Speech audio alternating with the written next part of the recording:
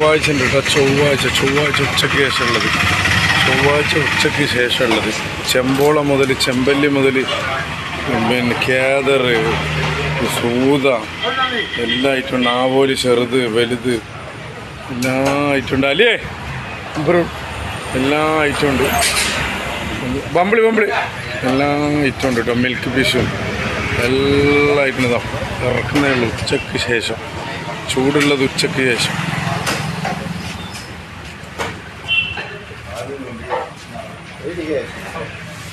മുള്ളം പോലെ എല്ലാം ഉണ്ട് കേട്ടോ. ചേച്ചി